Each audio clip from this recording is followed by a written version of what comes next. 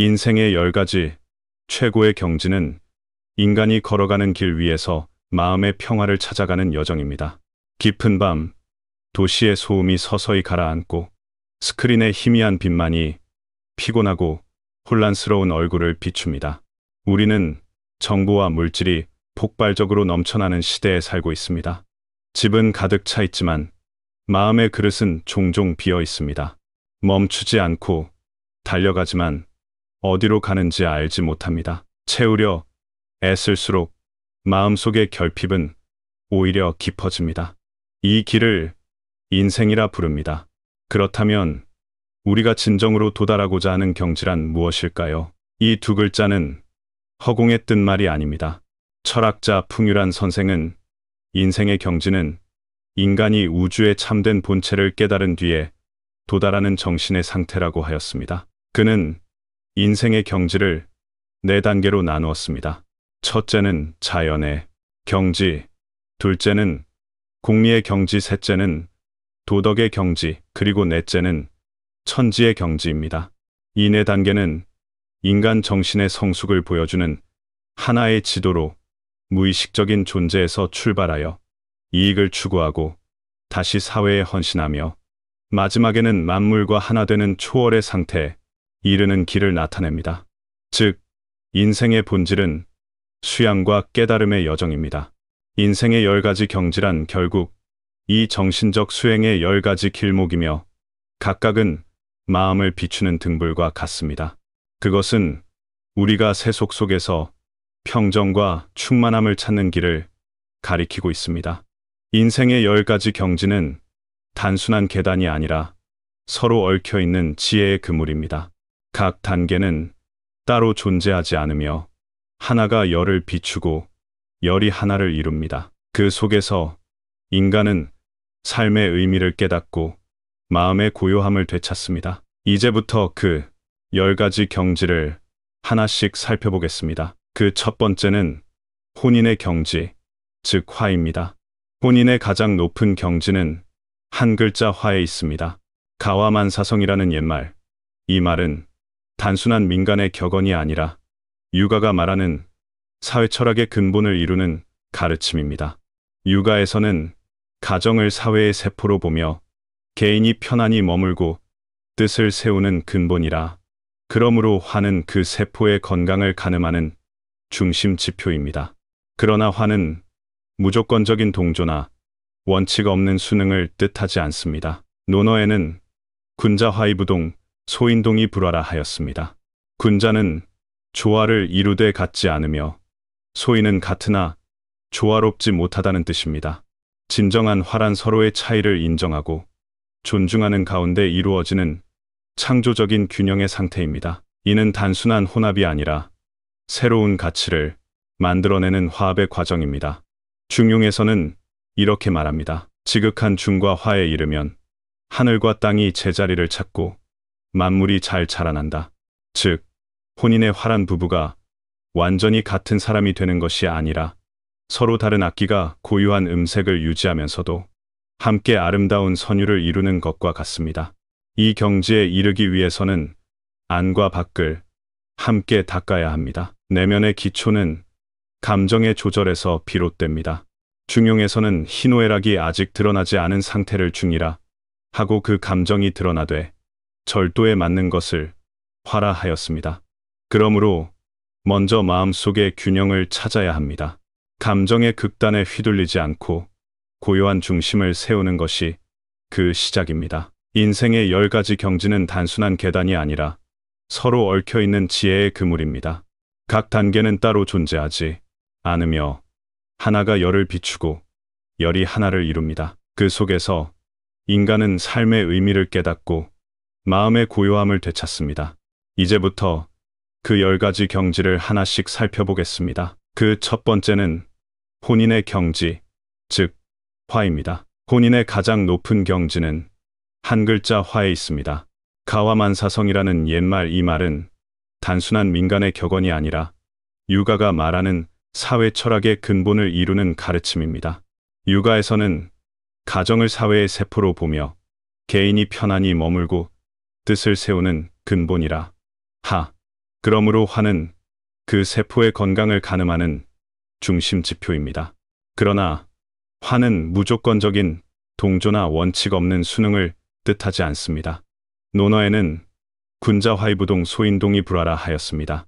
군자는 조화를 이루되 같지 않으며 소인은 같으나 조화롭지 못하다는 뜻입니다. 진정한 화란 서로의 차이를 인정하고 존중하는 가운데 이루어지는 창조적인 균형의 상태입니다. 이는 단순한 혼합이 아니라 새로운 가치를 만들어내는 화합의 과정입니다. 중용에서는 이렇게 말합니다. 지극한 중과 화에 이르면 하늘과 땅이 제자리를 찾고 만물이 잘 자라난다. 즉, 혼인의 화란 부부가 완전히 같은 사람이 되는 것이 아니라 서로 다른 악기가 고유한 음색을 유지하면서도 함께 아름다운 선율을 이루는 것과 같습니다. 이 경지에 이르기 위해서는 안과 밖을 함께 닦아야 합니다. 내면의 기초는 감정의 조절에서 비롯됩니다. 중용에서는 희노애락이 아직 드러나지 않은 상태를 중이라 하고 그 감정이 드러나되 절도에 맞는 것을 화라 하였습니다. 그러므로 먼저 마음속의 균형을 찾아야 합니다. 감정의 극단에 휘둘리지 않고 고요한 중심을 세우는 것이 그 시작입니다. 외적인 틀은 예의의 규범에 기반해야 합니다. 육아는 사랑이 소중하지만 변화하기 쉽고 배타적이라고 보았습니다. 그러므로 예를 통해 그 사랑을 다스리고 그것을 친애와 의리로 승화시켜야 한다고 하였습니다. 이렇게 될 때 비로소 혼인의 화는 감정의 공명일 뿐 아니라 서로가 함께 짊어지는 책임이 됩니다. 그것은 단순히 감정의 일치가 아니라 가족의 윤리 속에서 다져지고 윗사람에 대한 효와 아랫사람에 대한 자애로 이어지는 삶의 방식입니다. 하루하루의 존중과 배려 속에서 자라나는 화, 이것이야말로 가정을 지탱하는 근본입니다. 혼인의 지혜란 서로를 같은 존재로 만들려는 억지가 아니라 마음속의 성실과 포용으로 차이를 인정하고 그 안에서 온전함을 찾는 것입니다. 진정한 가정의 평화는 폭풍이 없는 항구가 아니라 이해를 돛으로 책임을 키로 삼아 함께 풍랑을 건너는 배와 같습니다. 그곳에서 부부는 서로의 불완전함을 통해 인간의 완전함을 배웁니다. 그것이 혼인의 화요, 인생의 첫 번째 경지입니다. 그것은 사람과 사람 사이의 예절에만 머물지 않습니다. 성은 존재의 근원을 이루는 본체의 범주입니다. 중용의 첫머리는 이렇게 말합니다. 성자는 천지의 도요 사유하여 성에 이르는 것은 인도의 길이다. 성은 우주 만물의 질서를 유지하는 근본의 법칙이며 거짓됨이 없는 진실의 작용입니다. 사람이 성을 따르는 것은 자신의 생명 상태를 하늘의 도와 합치시키려는 노력입니다. 그러므로 성으로 친구를 대하는 것은 도덕적 선택을 넘어 생명의 깊은 수행입니다. 성은 신과 비슷하지만 그 의미는 더 깊습니다. 신은 말과 행동의 진실을 뜻하지만 성은 마음의 거짓, 없음에 근거합니다. 마음을 바르게 하고자 하는 자는 먼저 뜻을 성실히 해야 합니다. 진정한 벗은 내면의 성실이 외면으로 드러나는 사람입니다. 그의 말과 행동은 마음의 거울처럼 맑으며 그 안에는 꾸밈이나 거짓이 없습니다. 성으로 사람을 대하는 행위는 곧 자신을 완성하는 과정입니다. 성자는 자신을 완성함으로써 만물을 완성한다. 자신을 완성함은 인이며 만물을 완성함은 지이다. 진심으로 친구를 대하는 일은 나의 참된 자아를 이루는 길이며 동시에 상대의 마음을 열어 그 또한 자신의 본 모습을 드러내게 돕습니다. 이것이 성기의 길이며 성물의 작용입니다. 우정의 가장 높은 경지는 이익이나 즐거움의 동맹이 아니라 서로를 완성시키는 수행의 길입니다. 그 바탕에는 언제나 성이 있습니다. 성은 삶의 가면을 벗고 진심으로 진심을 마주하는 것입니다. 스스로를 속이지 않는 데서 시작하여 타인을 속이지 않는 데서 완성됩니다. 진정한 친구는 화려한 시절의 동행이 아니라 겨울의 고요 속에서 따뜻한 불씨를 건네는 이입니다. 그는 함께 웃으며 마음의 깊은 곳을 이해하는 지기입니다. 사랑의 가장 높은 경지는 포용의 경지입니다. 사랑은 대개 서로의 장점을 동경하는 데서 시작되지만 지속되는 사랑은 서로의 결점을 포용하는 데서 완성됩니다. 참된 사랑의 핵심은 한 글자 용에 있습니다. 용이란 단순한 인내나 체념이 아니라 깊은 이해와 지혜에서 비롯된 능동적인 수용입니다. 유가는 인을 사랑이라 정의하였고 용은 그 사랑이 구체적으로 드러나는 모습입니다. 더 나아가 그것은 기소불욕 물시어인의 정신과 통합니다. 자신이 원하지 않는 것을 남에게 행하지 말라는 뜻입니다. 사랑에서 이것은 상대의 불완전함을 나의 불완전함처럼 받아들이는 마음입니다. 우리가 완전하지 않듯 상대도 완전하지 않습니다. 따라서 용이 없는 사랑은 차이를 갈등으로 만들지만 용이 있는 사랑은 그 차이를 조화의 색으로 바꿉니다. 논어에서 말한 화이부동의 진리는 사랑에서도 그대로 통합니다. 같지 않더라도 조화를 이루는 것, 그것이 사랑의 성숙한 모습입니다. 용을 방해하는 것은 고집스러운 자아입니다. 자신의 기준과 기대, 욕망으로 마음이 가득 차 있기에 타인을 품을 여백이 사라집니다. 그러므로 용을 배우는 일은 곧 자아를 넘어서는 수행입니다. 도가에서는 상선약수라 하였습니다. 가장 높은 선은 물과 같으니 물은 만물을 이롭게 하면서 다투지 않는다고 하였습니다. 그 부드러움과 너그러움이 곧 용의 본질입니다. 불가에서는 무아를 말합니다. 자아의 집착을 버려야만 타인에 대한 분별과 판단이 사라집니다. 그때 우리는 상대의 행동 너머에 있는 그의 약함과 욕구, 그리고 인간적인 면모를 보게 됩니다. 그것이 바로 용의 지혜입니다. 용은 자아의 벽을 허물고 사랑의 유대를 단단하게 만듭니다. 그것은 서로를 완전하게 하려는 노력이 아니라 서로가 있는 그대로의 모습으로 머물 수 있게 하는 힘입니다. 사랑의 격언에서 말하길 용이란 사람의 모난 부분을 이해하고 감정의 흐름을 인정하는 것입니다. 그것은 방임이 아니며 체념이 아니라 자비입니다. 사랑이란 상대가 완전하지 않아도 그가 자기 자신으로 있을 수 있도록 안심의 공간을 열어주는 일입니다. 배우자를 선택하는 일에 가장 높은 경지는 연애 경지입니다. 끝없는 인연 속에서 왜 하필 그 사람을 만났는가? 그 이유를 깨닫는 순간 우리는 연의 신비를 마주하게 됩니다. 연은 개인의 의지를 넘어서는 보이지 않는 힘에 대한 경외와 수용입니다. 그것은 인과와 운명, 그리고 스스로의 노력이 한데 엮여짜인 인생의 비단입니다. 불가는 모든 존재가 연으로 말미암아 생겨난다고 말합니다. 인연의 실은 과거와 현재 그리고 미래를 이어주며 한 사람의 만남조차 무수한 원인과 결과가 쌓인 결과입니다. 100년을 닦아야 함께 배를 타고 1000년을 닦아야 부부의 인연이 된다는 말은 이 진리를 가장 단순하게 드러낸 속담입니다. 유가는 여기에 1000명을 아는 태도를 더했습니다. 하늘의 뜻을 깨닫는 사람은 인연의 흐름에 순응하며 어둠과 이름을 초월합니다. 도가에서는 무의자연을 말합니다. 억지로 만들지 않고 자연의 이치를 따르는 것이 곧 연의 길입니다. 이 세 가지 사상은 결국 한 곳으로 향합니다. 사람이 사람을 만나는 일조차 하늘과 마음의 합작이라는 사실입니다. 연을 안다는 것은 소유가 아니라 감사입니다. 만남이 내 뜻대로 되지 않을 때도 그 안에 숨어있는 배움을 보는 것입니다. 연이 깊을수록 집착을 내려놓고 함께 있음의 소중함을 깨닫습니다. 연을 억지로 주려 하면 사라지고 감사로 바라볼 때 오래 남습니다. 부부의 인연이란 단순히 함께 사는 관계가 아니라 서로의 인생을 비추는 거울입니다. 그 거울 속에서 우리는 자신을 보고 또한 상대를 통해 자신을 완성합니다. 그러므로 연을 아는 사람은 만남과 이별 모두를 평온히 받아들입니다. 그의 마음에는 두려움보다 평화가 깃듭니다. 공자는 이렇게 말했습니다. 생사유명 부귀제천, 삶과 죽음은 명에 달려있고 부귀는 하늘에 달려있다. 이 하늘의 뜻에 대한 경외는 인간이 만남과 이별의 변화를 대할 때 억지로 붙잡으려는 집착을 누그러뜨리고 마음을 한결 평온하게 만듭니다.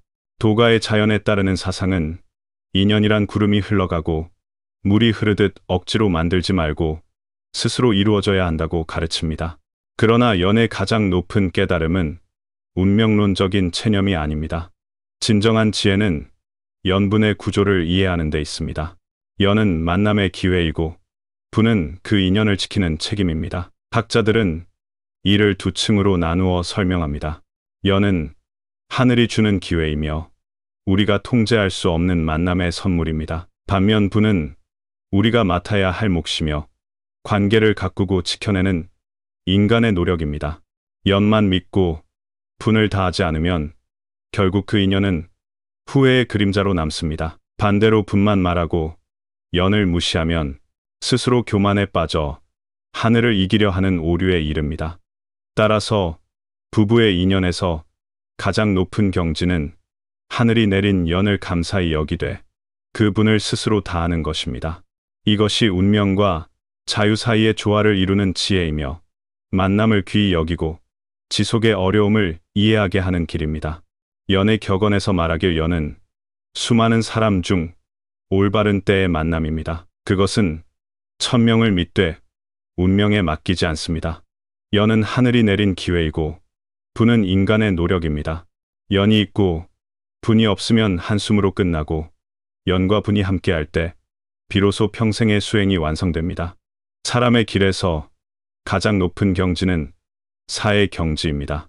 이 인생은 어둠과 이름 사이를 끊임없이 오갑니다. 더 많은 것을 가지려 애쓰지만 그만큼 더 무거운 짐을 짊어지게 됩니다.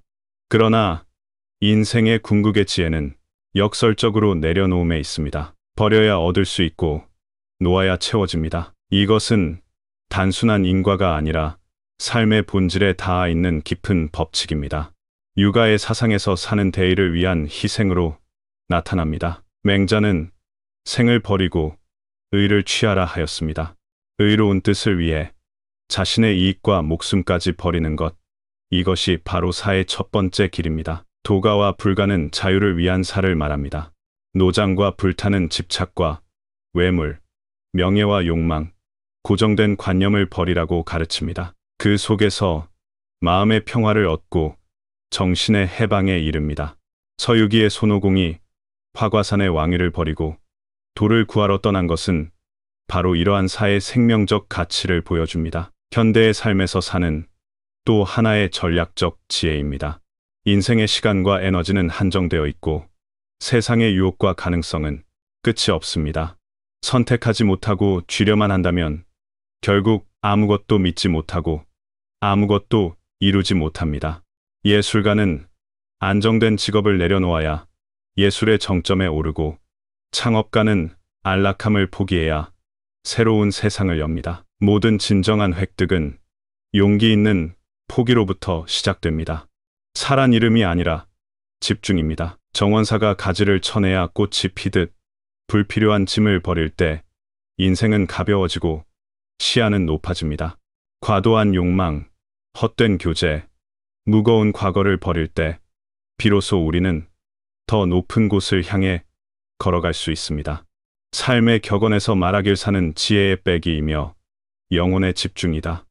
헛된 것을 버리면 진실이 드러나고 탐욕을 버리면 평안이 찾아온다. 인생은 무거운 짐을 지고 먼 길을 가는 여정이니 불필요한 짐을 내려놓을 때 비로소 더 멀리, 더 높이 볼 수 있다. 마음이 비지 않으면 만물에 짓눌려 피로해집니다. 마음이 비워지면 모든 것에 막힘이 없습니다. 그림 없는 곳에서 아름다움을 보고 소리 없는 곳에서 천둥을 듣는 경지, 이것이 바로 공의 지혜가 열어주는 세계입니다.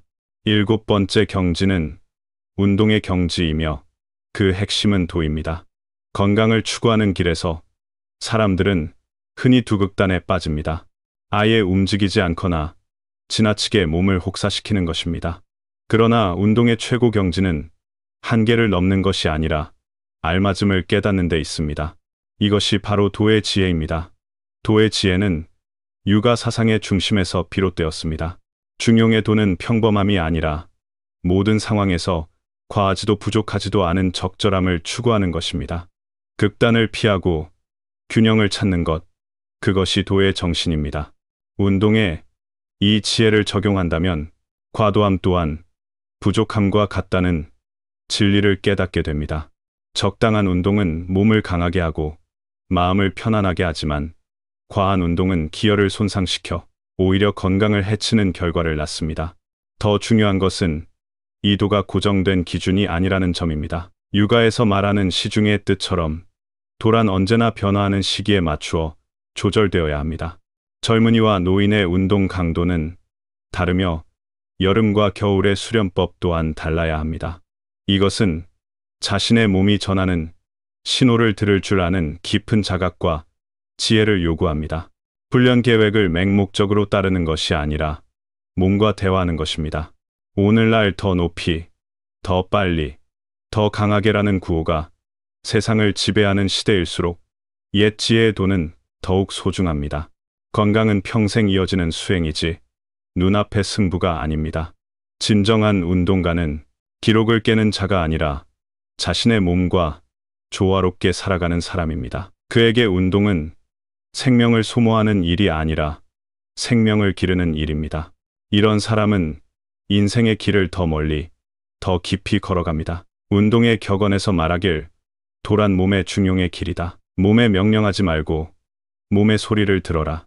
진정한 강자는 한계를 넘는 자가 아니라 몸과 조화를 이루며 끊임없이 지속할 줄 아는 자이다. 땀은 소모가 아니라 생명의 맑은 샘이 되어야 한다.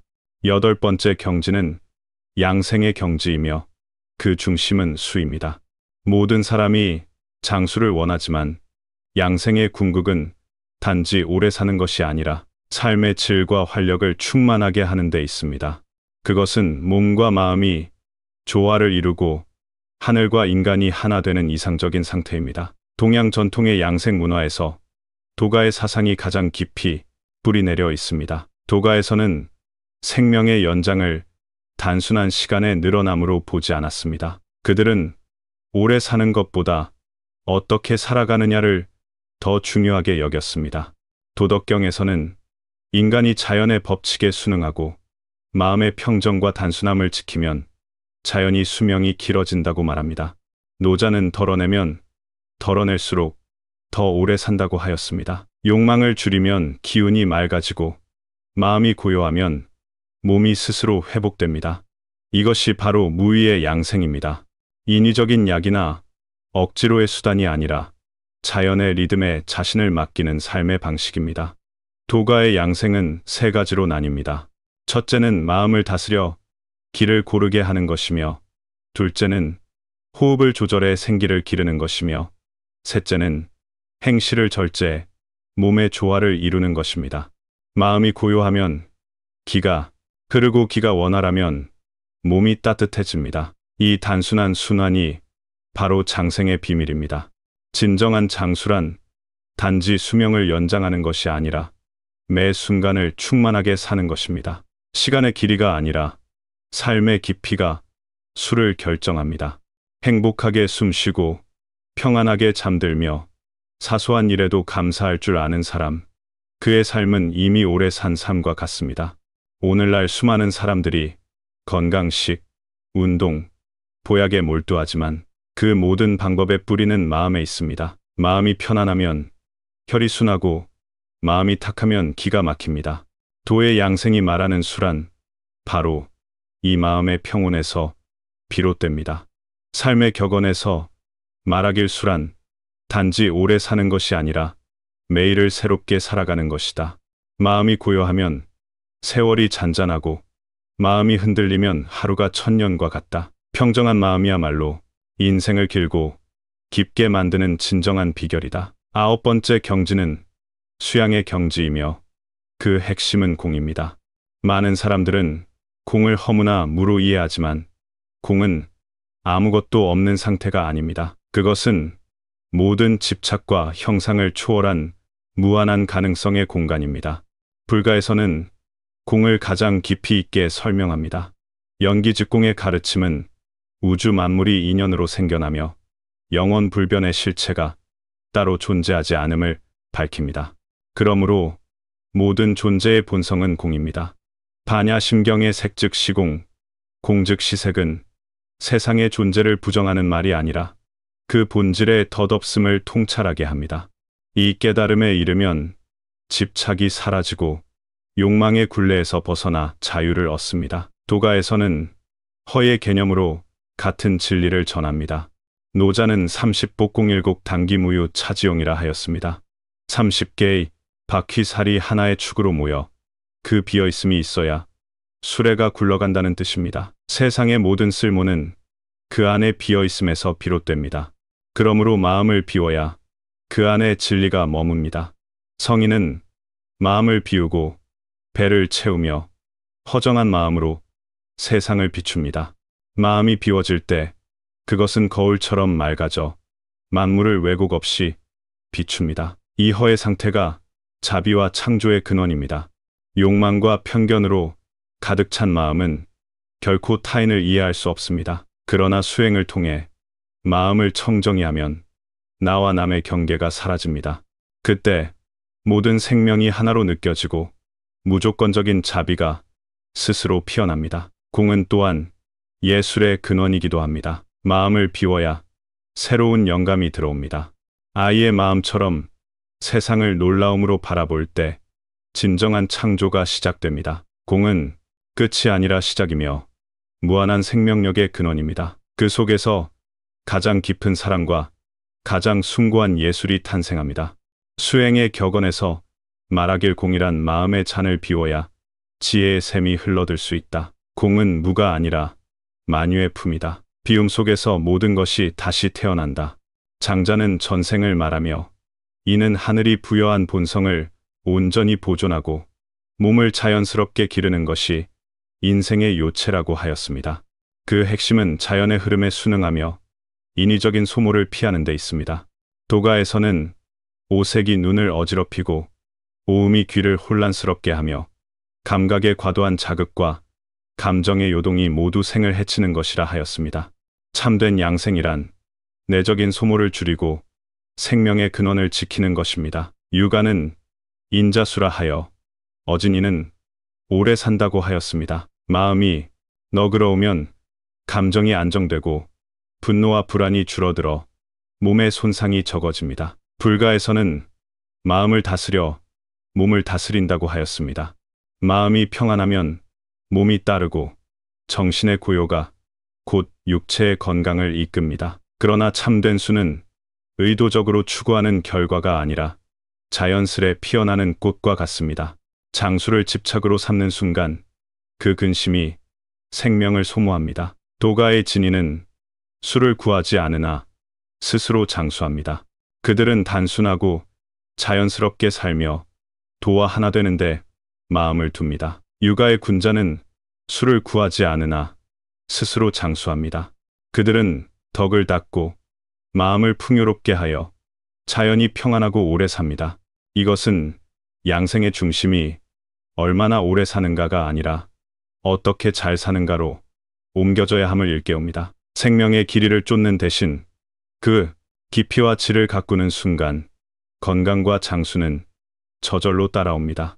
양생의 격언에서 말하길 수란 억지로 얻는 열매가 아니라 평안한 마음에서 피어나는 꽃이다. 참된 양생은 마음을 기르고 덕을 기르고 성품을 기르는 것이다. 마음이 고요하면 기가 순하고 덕이 두터우면 몸이 강하고 성정이 안정되면 정신이 맑다. 몇 해를 더 살았는가를 세기보다 오늘 하루를 어떻게 살았는가를 헤아려라. 9번째 경지는 삶의 경지이며 그 중심은 락입니다. 삶의 궁극은 부나 권세, 명예가 아니라 내면의 즐거움에 있습니다. 이 락은 감각적 쾌락이 아니라 내면에서 피어나는 고요하고 깊은 희열입니다. 육아의 전범은 공자와 안회의 일화에 있습니다. 아내는 한 그릇의 밥과 한 표주박의 물로 살아가며 좁은 골목에 거주했으나 그의 기쁨은 변하지 않았습니다. 그의 락은 가난을 넘어도에 머무는 즐거움이었습니다. 락에는 세 단계가 있습니다. 가장 낮은 것은 감각과 물질의 즐거움이며 그것은 예로서 절제되어야 합니다. 그 다음은 정신의 즐거움으로 지식을 구하고 선을 행하며 벗을 사귀는 기쁨입니다. 그리고 가장 높은 단계는 도와 하나 되는 자유의 기쁨입니다. 이 경지에서는 마음이 바라는 대로 하되 도리를 벗어나지 않습니다. 대부분의 사람들은 무엇을 얻어야 기쁘다고 생각합니다. 그러나 그런 기쁨은 외부 조건에 의존한 덧없는 것입니다. 안외의 지혜는 기쁨이 밖에서 오는 것이 아니라 안에서 생겨난다는 것을 보여줍니다. 락은 얻는 것이 아니라 발견하고 기르는 것입니다. 자신과 세상의 조화를 이루는 마음의 상태, 그것이 참된 락입니다. 삶의 격언에서 말하길 락은 소유의 크기가 아니라 계산의 깊이에 있다. 밖의 기쁨은 순간에 사라지지만 안의 희열은 끝없이 이어진다. 참된 기쁨은 영혼의 노래이며 비록 몸이 좁은 골목에 있어도 마음에는 복숭아꽃이 만발할 수 있다. 10번째이자 마지막 경지는 인생의 궁극, 정입니다. 인간 세상의 번화를 모두 겪은 뒤 결국 마음은 고요로 돌아갑니다. 정은 영혼의 최종 안식처입니다. 그것은 아무것도 하지 않는 정지가 아니라 내면이 맑고 평온한 상태입니다. 정의 지혜는 유가, 불가, 도가를 하나로 꿰뚫고 있습니다. 도가에서는 허정과 공적을 숭상하였습니다. 장자는 허정자는 허로서 마음을 고요하게 하는 자라고 하였습니다. 마음을 비우고 고요하게 하여 그 마음이 맑은 물과 같이 되어 만물을 그대로 비추되 그 어떤 것도 흔들리지 않게 합니다. 유가에서는 정을 수양의 관문으로 여겼습니다. 대학에 이르길 지지를 알아야 정이 있고 정이 있어야 안정하며 안정이 있어야 생각할 수 있고 생각이 있어야 얻을 수 있다 하였습니다. 멈출 줄 알아야 마음이 고요해지고 고요해져야 평안하며 평안해야 올바른 생각이 생기고 그 생각이야말로 진정한 깨달음으로 이어집니다. 불가에서도 정을 중시하였습니다. 선정이 곧 지혜의 근원이며 내면의 고요가 곧 깨달음의 문입니다. 좌선의 본질은 몸을 가만히 두는 것이 아니라 생각의 파도를 가라앉히는 것입니다. 그 속에서 마음은 본래의 맑음으로 돌아갑니다. 오늘날의 세상은 속도와 소음을 숭배합니다. 고요는 무능이나 게으름으로 오해받습니다. 그러나 참된 힘은 고요에서 나옵니다. 행동이 분명한 방향을 잃으면 더 큰 혼란만 만들어냅니다. 마음이 흐려지면 우리는 탁한 물속의 물고기처럼 사물의 본질을 볼 수 없습니다. 오직 정 속에서만 감정의 진흙이 가라앉고 참된 신호와 헛된 소리가 구별됩니다. 정은 지혜를 낳습니다. 고요는 세상과 단절이 아니라 세상을 더 깊이 이해하기 위한 전제입니다. 폭풍의 중심에서 고요를 찾을 수 있는 사람, 그가 진정으로 세상을 움직이는 사람입니다. 모든 단호한 결단과 진실된 행동은 이 고요한 중심에서 비롯됩니다. 마음이 정하면 움직이지 않고도 나아가며 말하지 않고도 통찰할 수 있습니다. 인생의 격언에서 말하길 정이란 세상의 소란 속에서 자신만의 마음의 도량을 찾는 것이다. 정은 움직이지 않음이 아니라 어지럽지 않음이다. 마음이 고요해야 경랑 속에서도 배를 곧게 세우고 폭우 속에서도 길을 잃지 않는다. 만물의 도는 모두 고요로 돌아간다. 마음을 고요히 지키는 자만이 생명의 본질을 꿰뚫어 볼 수 있다. 우리가 이 10가지 경지를 차례로 살피면 그것들이 서로 고립된 봉우리가 아니라 하나로 이어진 장대한 산맥임을 깨닫게 된다. 그들은 서로를 떠받치고 서로의 인과가 되어 조화롭고 원만한 인생의 교양을 함께 이룬다. 성과 용은 불이이며 친밀한 관계 속 화를 길러낸다. 산은 수행의 법문이 되어 공과 정에 가까워지게 한다. 도는 모든 행위의 기준으로 몸과 마음의 건강을 이루는 길이며 그 끝은 수의 경지다. 락의 궁극은 오직 정이 깊은 곳에서만 피어난다. 배우자를 택할 때의 연은 생명 앞에서 겸손과 경외를 잃지 않게 한다. 이 옛 지혜를 현대의 삶에 녹여내는 일은 매우 가치 있는 실천 지침이 된다. 1에서는 사의 결단으로 핵심에 집중하고 도의 절제로 과로를 피하며 정의 평정으로 복잡한 정보 속에서도 분명한 결정을 내린다. 사랑과 혼인에서는 연을 귀히 여기고 성으로 신뢰를 세우며 용으로 서로의 불완전함을 받아들여 마침내 화의 가정을 이룬다. 안신인명의 길에서는 외물에 흔들리지 않는 내면의 락과 정을 닦는다. 이 내적 충만은 양생의 실천으로 몸을 기르고 수행의 공력으로 정신을 높여 인생의 풍랑을 이겨내는 가장 단단한 뱀이 된다. 세속의 소란에서 마음의 맑음으로 돌아가는 길, 10가지 경지는 바깥의 추구에서 내면의 안정으로 향하는 귀로를 가리킨다. 이 여정은 거친 생명의 옥을 다듬어 온화하고 빛나는 아름다운 기물이 되게 하는 과정이다. 그가 지향하는 바는 오래 살기만 하는 삶이 아니라 깊은 삶이며 단지 성공이 아니라 의미 있는 삶이다. 이것이 사람이 도달할 수 있는 가장 아름다운 예술이다. 여기에서 오늘의 나눔을 맺는다. 끝까지 시간을 내어 들어준 모든 분들께 감사드린다. 여러분과 가정에 언제나 행복과 성공, 풍요와 평안이 함께하기를 빈다. 다시 뵙겠다.